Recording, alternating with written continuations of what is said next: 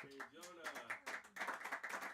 So yes, thank you. Eric, I appreciate you extending the invitation to me to be up here and to do my thing. And it is an honor and it's a privilege to be here at Bart and Beckett, which is my favorite San Francisco bookstore, and honored to introduce two writers, Bart Schneider and Dan Coshnear, whom I first met in Sonoma County and whom I've known now for a long time.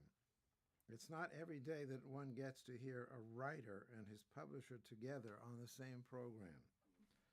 It's not every day that a writer and his publisher are on speaking terms, as Dan and Bart are, and I speak from experience.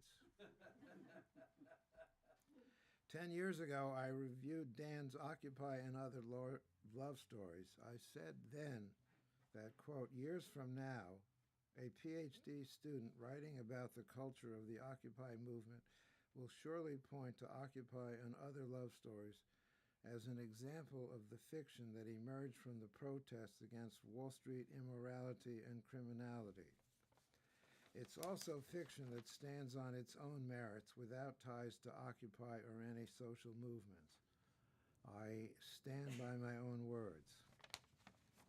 I knew of Bart long before I met him in person in Sonoma when he was the editor, publisher, and founder of Hungry Mind Review in Minneapolis, St. Paul. A poet, a novelist, and the publisher at Kelly's Cove Press, Bart has put Coshnear's work into print.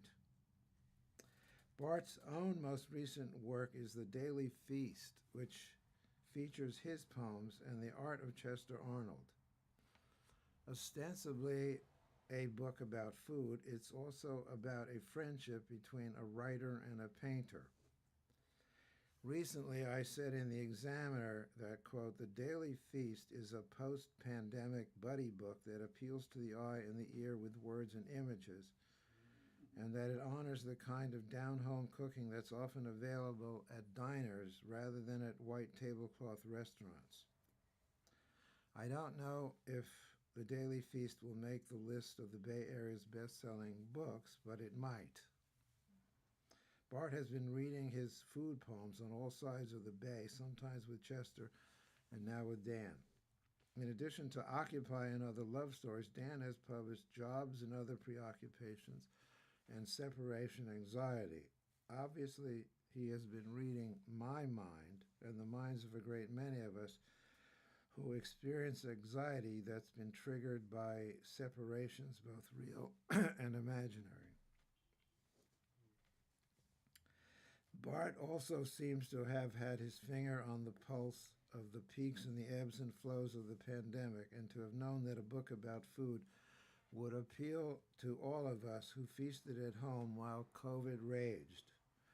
I'm curious to hear these two writers whose words I have read on the page and now will get to hear as they're spoken in the air. Please welcome Dan and Bart and Dan. Thank you.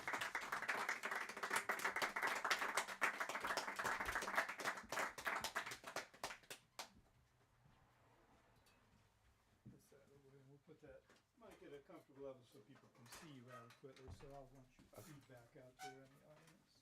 Go ahead and settle in. Okay, well, excuse me if I take off these padded shoulders. Nobody wears them anymore. You wear them well, then. Thank you. I thought you'd been working out. I know, I did too. So let's see how this is going to be. Maybe down a little bit. How's your perspective out there? That's good. That'll be fine. Okay, thank you. Thank you, Eric. Thank you, Bart and Beckett. Thank you, Bart, for inviting me. Thank you, Jonah, for the beautiful introduction. And thanks, everybody, for being here.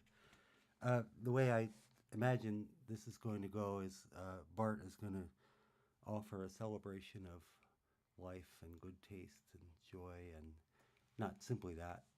There's a whole mix of feelings in those poems, but I'm going to celebrate misery. So I'm going to open with a poem. I was working on something about a story about boredom, and I couldn't finish it. That happens. Uh, but this is a poem that is derived from that. It's called Which Password? A poem like this could bore you. It's about fish farm management, the history of concrete, the mating rituals of Lepidoptera,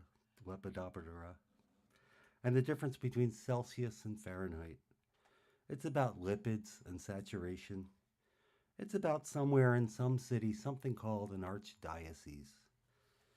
It's about toting your heavy heart and 2 cases of cat food in cans up 6 flights of stairs. Your thumbs aren't fast enough to get past this poem. It's about your thoughts while you're waiting to renew your password. Send it. Send it already. It's about the time you looked up to see the face of the stripper. So naked everything seemed. It's about searching the dark, dusty shed one more time for the jumper cables.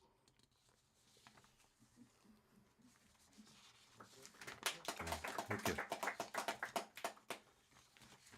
From there, I think I'll jump to stories from the book.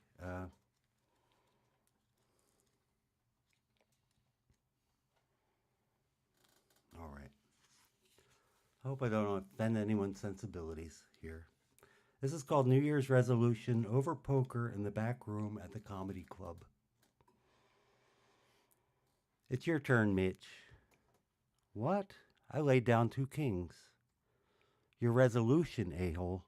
Can't you pay attention? New Year's passed 3 hours ago. You forgot your resolution already? All right. I'm going to drive slower through the crosswalks, unless I see children. Beautiful, that's beautiful. Max, I'm going to try to be more lactose intolerant. I fucking wish you would. Whose turn is it? I hate myself for saying this, but I love you guys. Is that a resolution? Next year I'll love myself and hate you guys. Ouch. Ouch is right. Are you laying down a full fucking house? I'm all in for world peace this year. You said that last year, Leo. How would you even know if the world was at peace? I think I'd feel it. What are you going to do to help achieve world peace, Leo? Ativan, I guess. Or better, yoga. Weak. Lame. If I had to see you in yoga pants, that would ruin my world peace. What about you, BD? You've been pretty quiet, BD. It's called thinking, man. You should try it. You've got our attention now, BD. I've got cancer. That's funny. What's funnier than cancer? Testicular cancer. Enjoy that. What cancer? Ball cancer, idiot. My knackers are blowing up. My coin purse is overflowing. That's a funny cancer, BD. For real? It's real. Oh, man. Dude, what was that? Your mic drop? End of show? Well, I've got Ebola and AIDS and eczema. Shut up, dude. He's serious. For real, BD? When did you find out? Yesterday. And you're here? What the hell are you doing here? Where should he be? I don't know. Some sad sack convention. That's good, Leo. Can I use that? You never asked before. Well, I guess that's my resolution. I just thought of it. No more stealing. In general, I'm going to try to be a better human being. I think he's shitting us. Are you shitting us, BD? Silence. Guys, I'm going to need to borrow $20 to stay in. I don't lend money to guys with cancer. Nothing terminal. That's my bottom line. Mitch, spot me a Jackson. Wait, what stage are you in? You're all pricks. BD pulls a handkerchief from his pants pocket.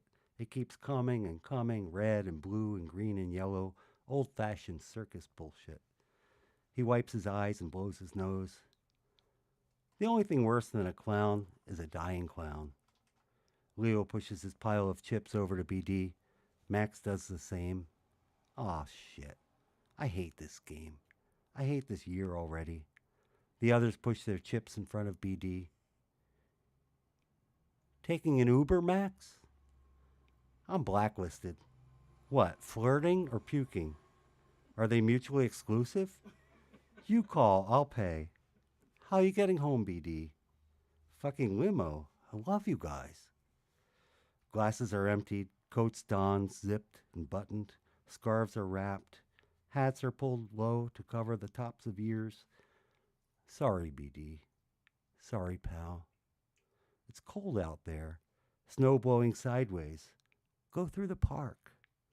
Yeah, the park is beautiful in the snow. Enjoy the ride, man.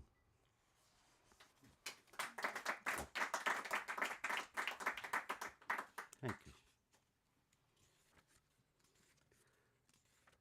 Can I get less cheerful? Let's see.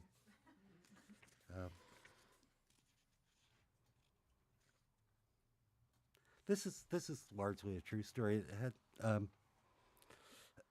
it's pretty close to an experience I had with my daughter up in Guerneville.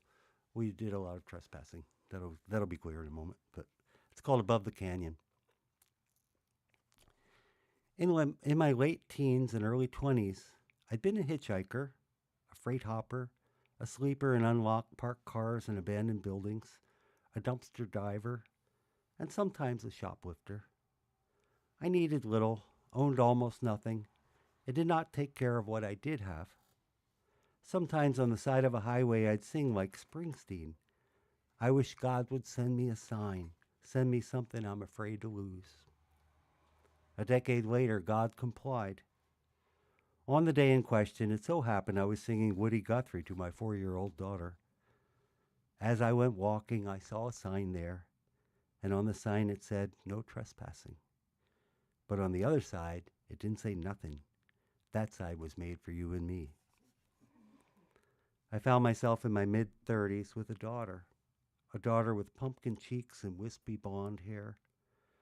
She was not quite as tall as my waist. We trespassed plenty together. I wanted her to feel brave, to believe the world exists for her discovery. I wanted her to climb fences, literally and metaphorically. It was ironic how being reckless made me feel safe. I was, of course, trying to retrieve old patterns of thinking and feeling. With her help, I clawed my way back to something familiar. It was the middle of a hot day in early fall. My girl and I ventured 1.5 miles from home up on Sweetwater Springs Road to a hillside above an abandoned mine that was fenced off and presumably dangerous. Down below were trees and shadows.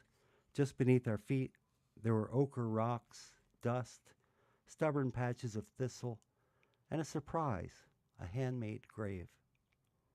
In place of a headstone was an old-fashioned faucet with rust stains lining the marble basin. Tacked beneath it was a simple placard, black paint on a graying redwood plank that read, "Sharon Ann Simmons," with the dates of her birth and death. Someone had placed stones in a circle, smooth round rocks from the coast, and among the rocks, memorabilia, Mardi Gras beads, plastic flowers, ticket stubs, and a toy unicorn with a purple tail. They were scattered, blanched by sun and partially dissolved by rain. Looking closer, I could see that some of the rocks had been painted with nail polish. "I miss you, baby girl. My heart. So young and beautiful. Sweet angel." I checked the dates again and subtracted. She was not yet 7 years old when she died. The unusual grave, alone on a hillside, made the loss of her almost palpable and deeply unsettling. I'd have preferred to move on to some new adventure, but my daughter, who had seemed either shy or bored when we arrived, became curious. Behind the faucet, she found a couple of dolls, teacups, and bracelets. She examined one of the dolls and then the other. "What is this, Dad?" "A memorial for a girl who died." I read the name out loud.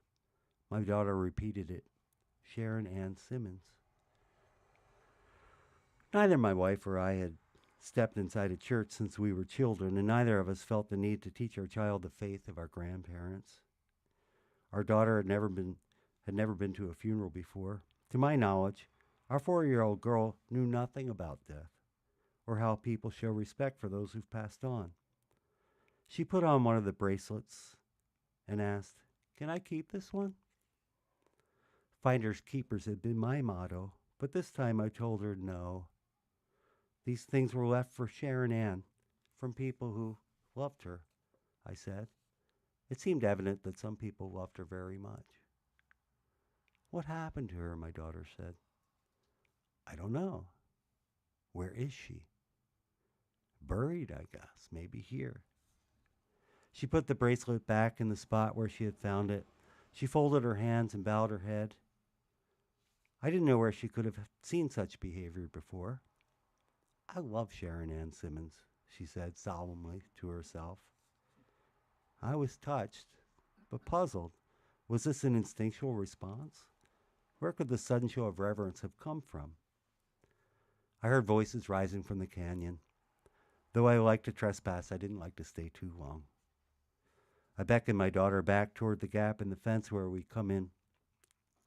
She walked slowly, maintaining her grief posture. "Come on, honey," I said. "We need to get out of here."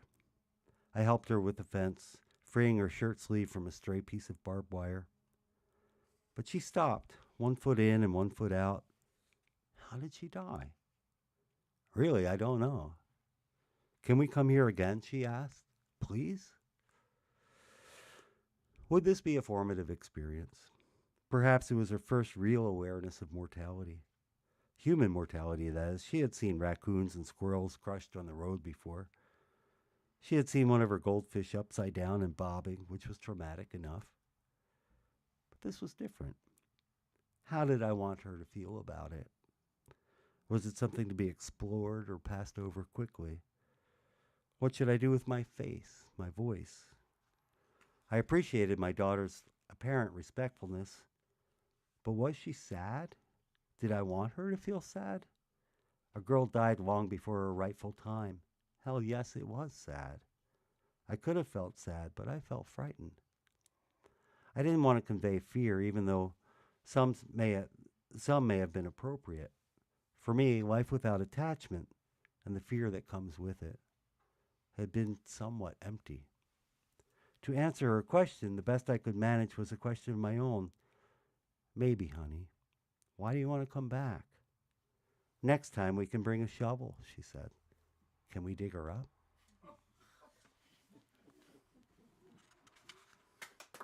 Thank you. Thank you. She really did say that.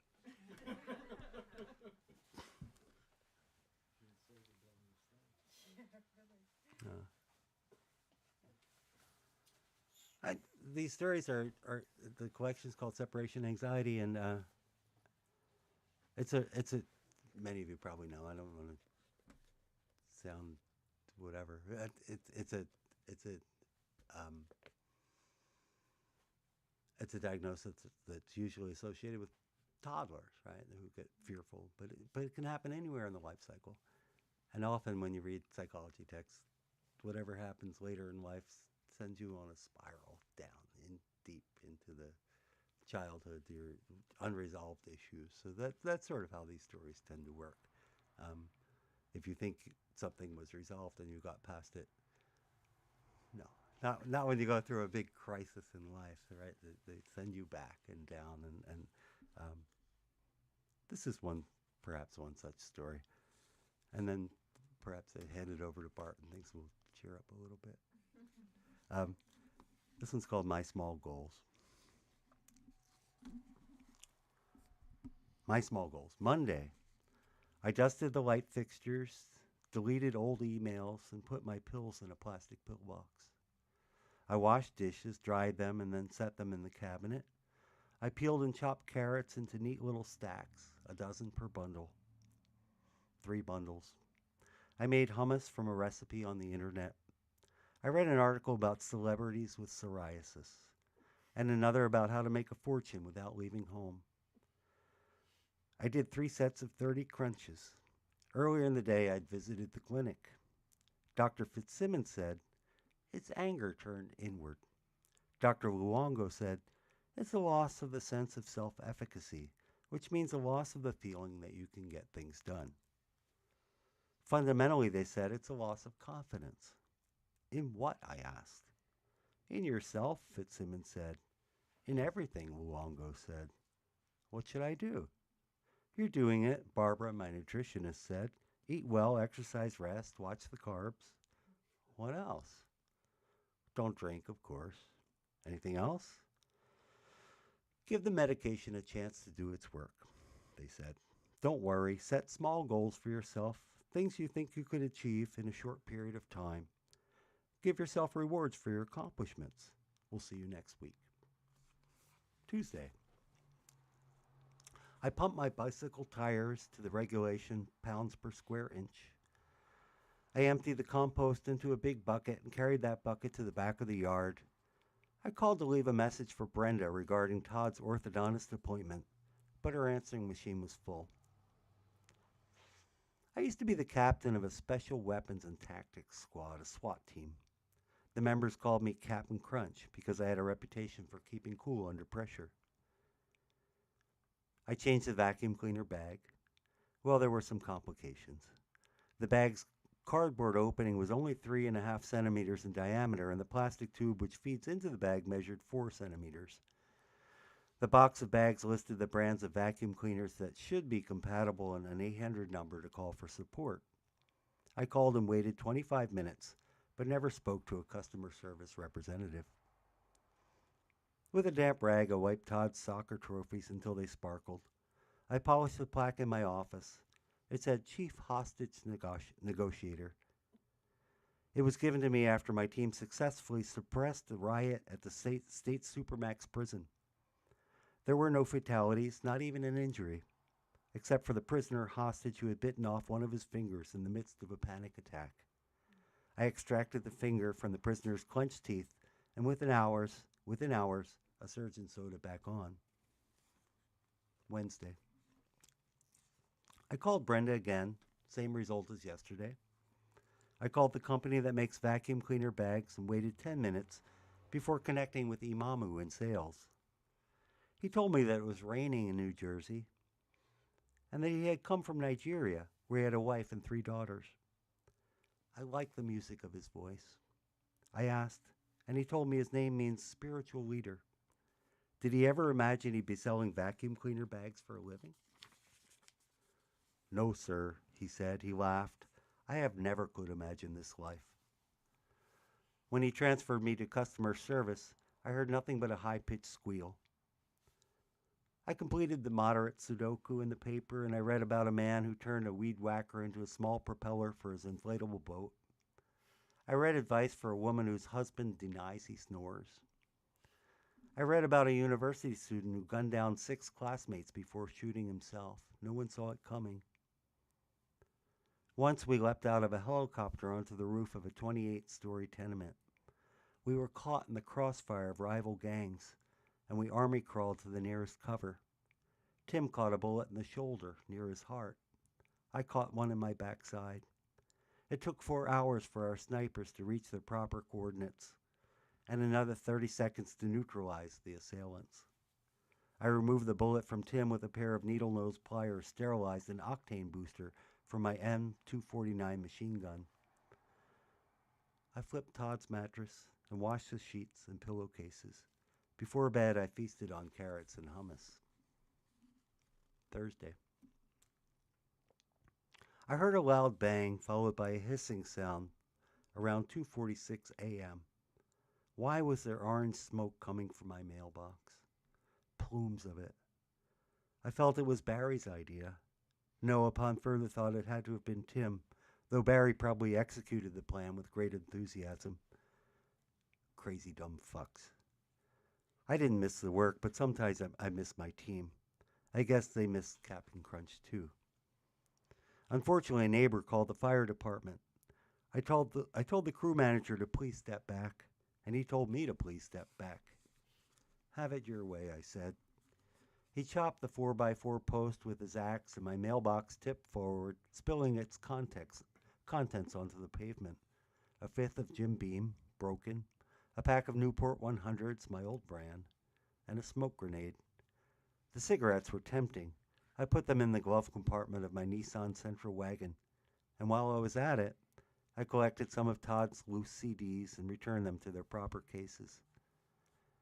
On my way back to the house, I picked up a pressed log from the shed. I split it and fed a few pieces to the wood stove.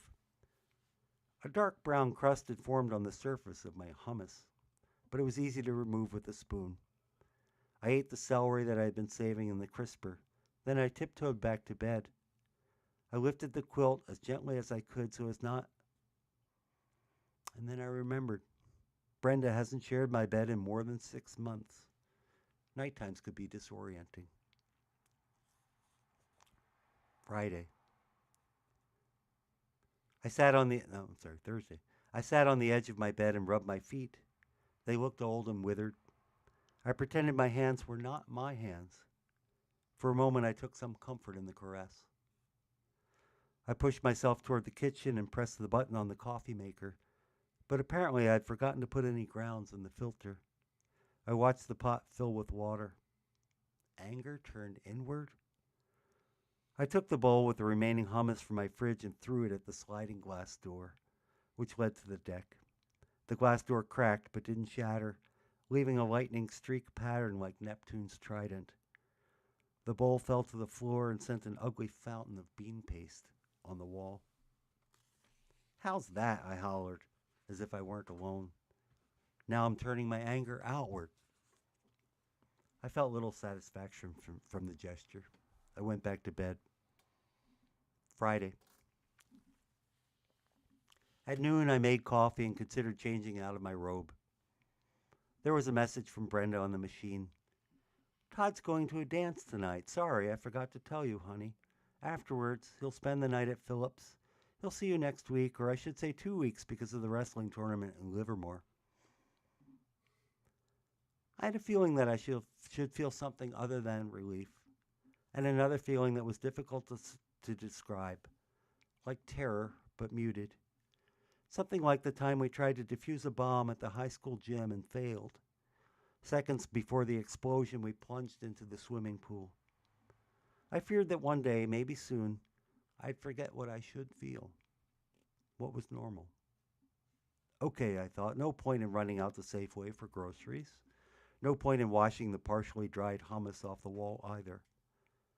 In the mess, I thought I saw the profile of a swan, slightly elongated, or it looked like an upright vacuum cleaner with a curved handle. Or it could have been the figure of a man on his knees with his head bent in supplication. Curiously, it was all three of these things, but I only saw one at a time, and as hard as I tried, I couldn't see the changes coming, which was to say I couldn't identify the moment of change or some activity of my mind which caused the man to turn into a swan or a vacuum.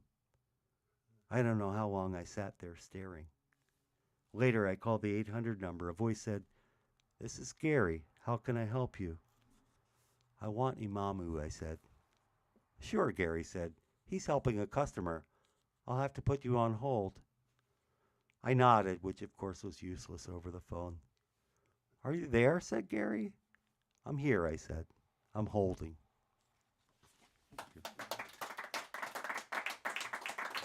Thank you. Thank you very much.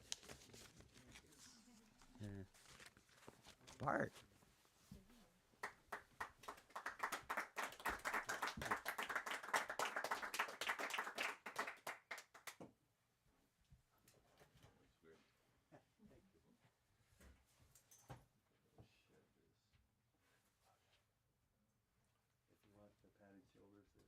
Oh, yeah. I'll lean back on him, Dan.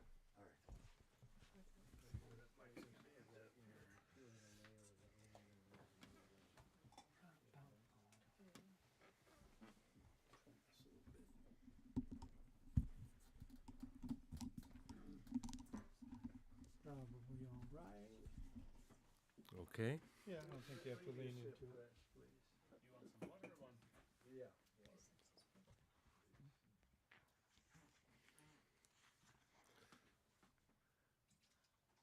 I want to thank Eric for hosting us. he works so many nights, and he just brings so much to this community and to the city. And I want to thank Jonah for, I haven't had an introduction like that, like ever, where somebody actually prepares it, I really appreciate that. And Dan, always a pleasure to hear you. Thank you, Bart. And, I didn't find that stuff so dark, Oh. And the middle story I thought was just kind of sweetness. This book is, I conceived it with my good buddy Chester Arnold, who's a terrific painter in Sonoma, and we kind of saw it as a restaurant menu, and it's set up like that. And I wish you had, maybe you can see. This is the first poem I'm going to read, which is Gefilte Fish, which is the appetizer part. I mean, can you imagine seeing gefilte fish on the menu as an appetizer after oysters?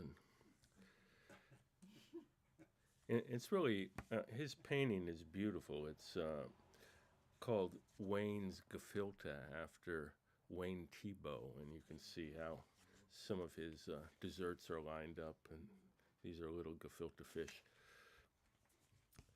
And I'm going to make a claim for this poem that it's probably one of the 10 greatest gefilte fish poems ever written. Gefilte fish with horseradish. I once heard gefilte fish compared with lutefisk, as a food only palatable to those initiated at birth. I'm not here to denigrate the noble dish of the Vikings, but really, I'm no fan of gelatinous leftover cod dried and cured in lye. Gefilte fish itself is a bland mashup of smashed pike and carp, poached in vegetable broth and dusted with matzo meal. A staple of my diet 2 days a year since I teethed, I'm always delighted to see it on a plate. In terms of presentation, there's something witty about the humble carrot beret atop the pale melange. In truth, it exists only as a delivery system for horseradish. Even as a child, I preferred the sinus bomb of raw white radish to the red variety masquerading as picante, but tempered with sweet beet. The cream style invented for Gentiles to slather on their Wellington beef deserves no other commentary. At the Passover table, we kids dared each other to decorate our portion with a heaping teaspoon of the raw white. To eat gefilte fish was to breathe fire.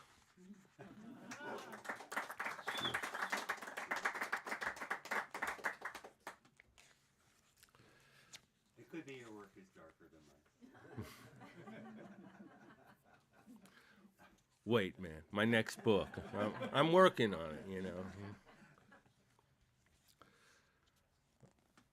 This one is an ode to the hot dog vendors of Candlestick Park.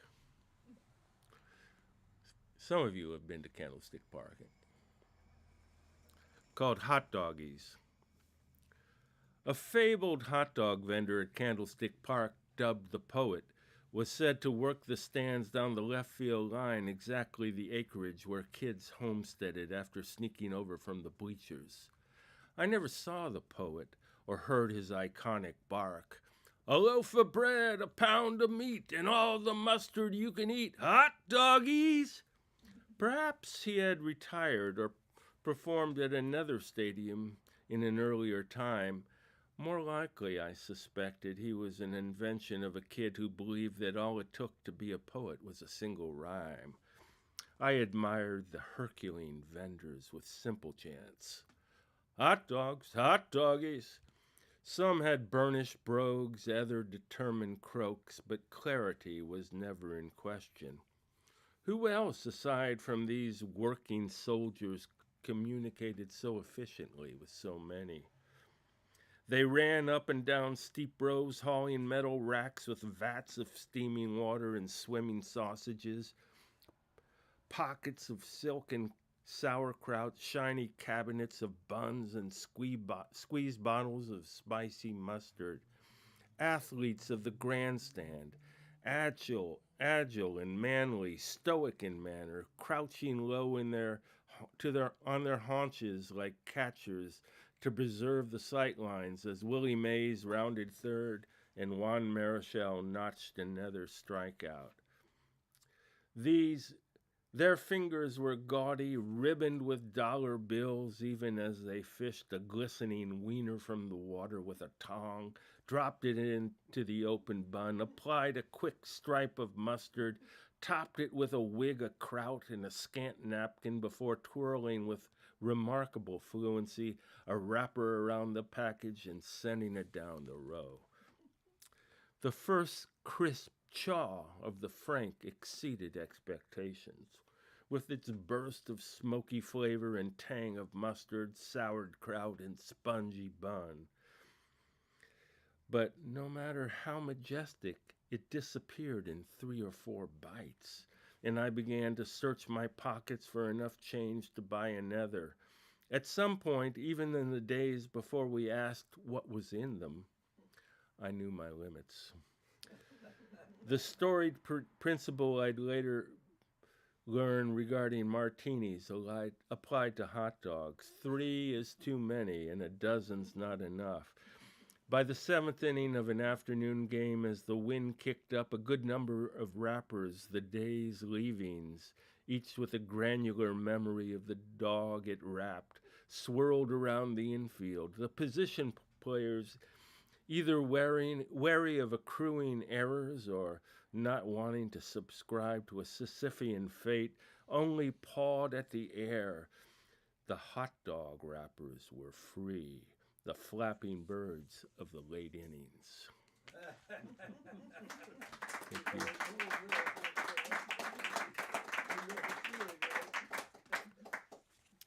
you. You move to the entree section where this is called Burn Down the Barn Chicken. Maybe this is dark, Dan. There's a darkness here. Well, the roast chicken itself, it's not dark. It's not dark. Burn Down the Barn Chicken. My father liked to tell a story, a cautionary tale about a foolish farmer who discovered 5 perfectly charred chickens after his barn burned down. The birds were so tasty, the best he'd ever had, that he rebuilt the barn, housed 5 more fat chickens, and burned it down again. I'm not sure what I was expected to learn from the story. Perhaps that there were easier ways to accomplish things. By the 4th or 5th time my old man told the story, I'd become a smart aleck, and the lesson backfired. I saw the farmer as a primitive hero and asked my dad how the heck he'd replicate the burned barn flavor of those iconic birds. The poor man had never cooked a thing in his life. At a loss, he stuttered out a half answer or two, seeming to fail his own lesson. I felt it only right to assure him that when the time came and I had a family of 4, I'd find other methods to roast a chicken. And I have a kind of companion poem, my mother's, called Lucky Chickens. My mother won a rotisserie in a bank raffle. She claimed it as the only evidence of luck in her life. All these years later, it's odd to think of those big birds whose fat was rendered during lurching orbits on the spit as lucky chickens. But that is what she called them.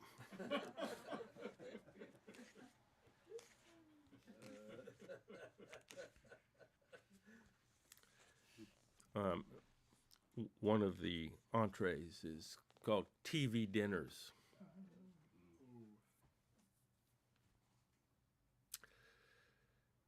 I once looked forward to them. The freezer held a selection along with chicken pot pies, quarts of lemon sherbet, crusted canisters of orange juice, and half-gallons of Neapolitan ice cream. I only got such fare when my parents went out for the night and I was asked to fend for myself. Those were the glory days, which began when I was 10. Some nights I knew exactly what I wanted. On others, I'd line the kitchen counter with my option: fried chicken, Salisbury steak, turkey with stuck. The vegetable medley was colorful. Minuscule die-cut cubes of carrots along with peas and corn kernels, beside a domain of whipped potatoes flavored with faux butter, not to forget the delightful apple crisp. I took particular pleasure in the way the frozen blob came out of the oven with each item fixed in its aluminum pocket. You never had to worry about the jus from the Salisbury steak bleeding into your apple crisp. I saw this as an example of advanced science at work. The proper protocol for ingesting your TV dinner was atop a TV tray in front of the television, but I came from a family that prized its etiquette. So I sat my aluminum prize on an actual plate and chowed down at the Formica kitchen table as the red radio blared baseball. Jonah said to me the other day, "Oh, that's really a radio dinner, not a TV dinner." And you should see this wonderful painting of Chester's. I can't believe he painted the vegetable medley. And we used it as the one of the back pieces, just in detail. Got all the vegetable medley I wanted. You taste that stuffing in the turkey. You can still taste. I remember that very well. The apple crisp. It burned the heck out of your mouth. This is one I haven't read at any of the readings I've done. It's called Rounds of Cabbage. It's kind of a prose poem. As a 5-year-old, on a rare night of corned beef and cabbage, I asked if it was the expense of the leafy green ball that kept us from having the dish more often. That got them all laughing, but it was a logical question. I'd learned to equate rarity with expense, excellence with a splurge, and while the corned beef was tasty, I wanted to do cartwheels over the cabbage, stewed in mouth-watering juices, the star anise, cardamom, and coriander spilled off from the corning. I also enjoyed crunching the cruciferous ribs. All these years later, I've decided that my love for those humble heads aligns me with my ancestors, who rolled mystery nutrients into the leaves, prepared slaws with caraway seeds, steamed away colds with cabbage soups, and served it schmaltzy on Sabbath, roasted under the weekly chicken. My kosher grandmother always had a cabbage or two lolling around in a basket.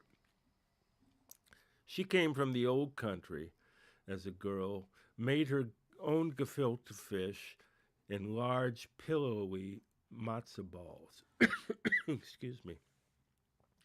But she was a grim, angry woman to whom imagined enemies were ubiquitous and the whole of life a jip.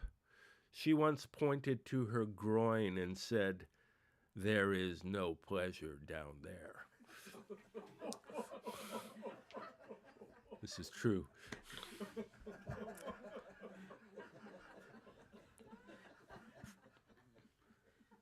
During my adolescence, she implored me not to go to Chinatown, where she claimed the restaurants washed the lettuce in the toilet and marinated the cabbage in urine. Never was defiance so easy. Sam Lowe's on Washington Avenue is famous for its rude waiters. Its rude waiter, Edsel Ford Fong, and its decision not to dispense fortune cookies. I adored the restaurant for a meal that would send me to kosher hell. Oily pork chow fun, along with a purifying shrimp noodle soup. I also like scaling the steep circular staircase to the top floor, one above Edsel's domain, with its wide window open to the avenue and its marble table, shellacked in generations of grease. Excuse me. The meal rode up on a dumbwaiter and was delivered by a shy waiter. Once I got stalled in a crowd on the ground floor and peeked into the prep site of the kitchen. Was I searching for the toilet filled with lettuce or the odor of urine marinating cabbage? I found neither and thumbed my nose at my xenophobic grandmother. At the butcher block, I watched the skinny man, the strings of his white apron wrapped around him twice, with 3 whole cabbages and a cleaver. Like an assassin without a conscience, he split each head into equal hemispheres and admired them a moment before he proceeded to the shredding. Oh, bravo. That was really nice. That was hard to read. That was nice. Thanks for that. Hard for me. You know, when it's hard to read, there's something wrong with it. Is it? I always think that's the I've case. never heard that. I enjoyed it. Well, there's something wrong with it for reading. Reading. There was a lot of syllables.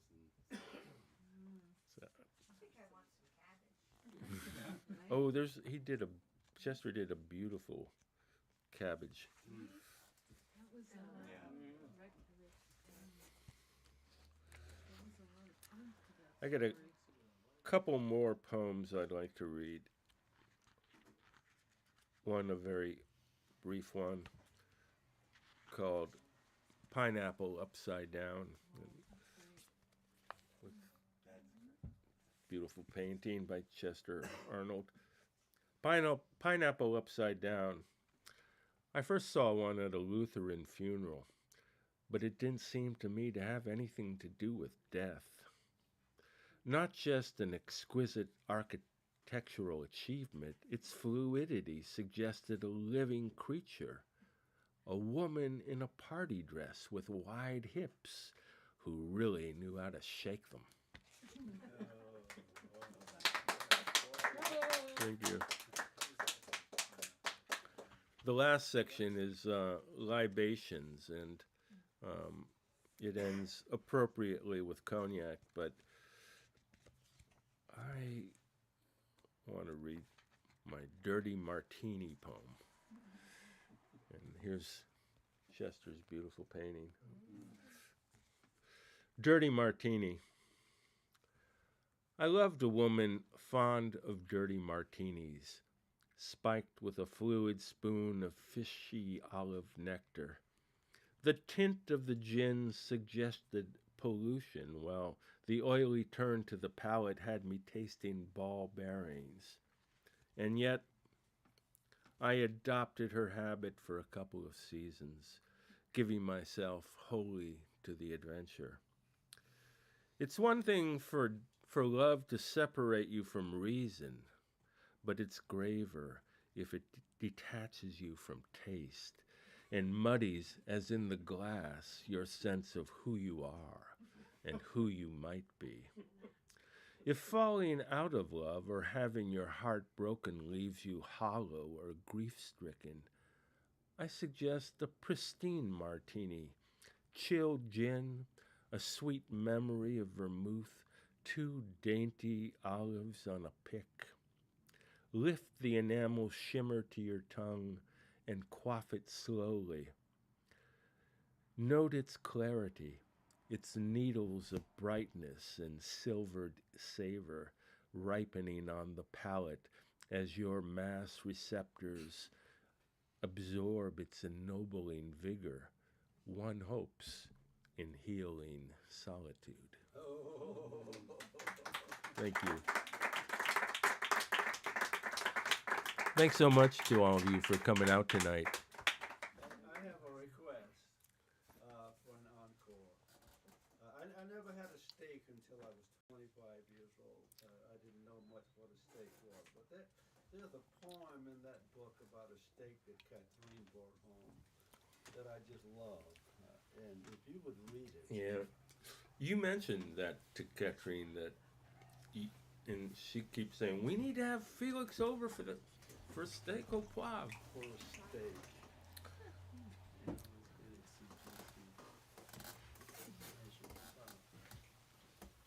My wife is French, so I have learned a lot about cooking from her.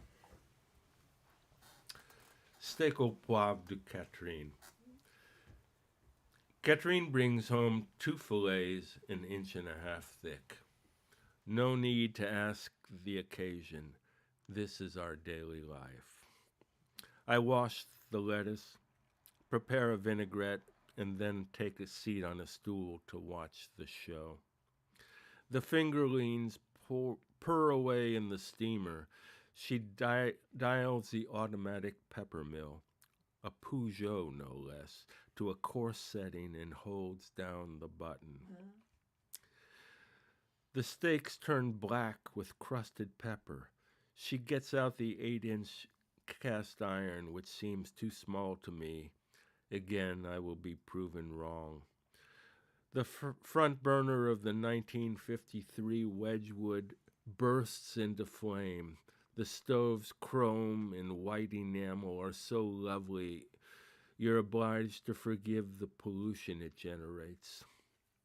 Catherine melts a stick of butter before placing the fillets snugly in the pan. I'm given the greatest honor to pour a snifter of cognac over the meat, and after the brandy settles, toss in a lit match. I gasp at the flame as the flames shoot all the way to the range hood. The world is coming to an end. The spot on the ceiling where the absent smoke detector once bleated looks particularly vacant. While the cognac evaporates, she pours in the heavy cream, which marbles in the pan, a bursting hemorrhage of light browns. Plated with fingerlings, the sauce appears closer to amber than caramel. And as I slice the steak with a butter knife, I decide to live forever with the woman who sits across from me. Thank you very much. Appreciate it.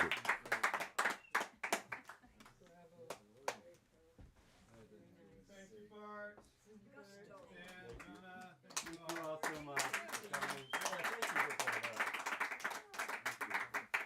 Don't rush off. Spend as much time as you like. It gives me a chance to put on. You convinced me. All right, and there are books. Yeah. Imagine that. You're probably surprised. No, not really. We should. Greenville, come up. Yeah. Talk to Michael. Anywhere. But I like to do I that. have daily feast. I'm enjoying things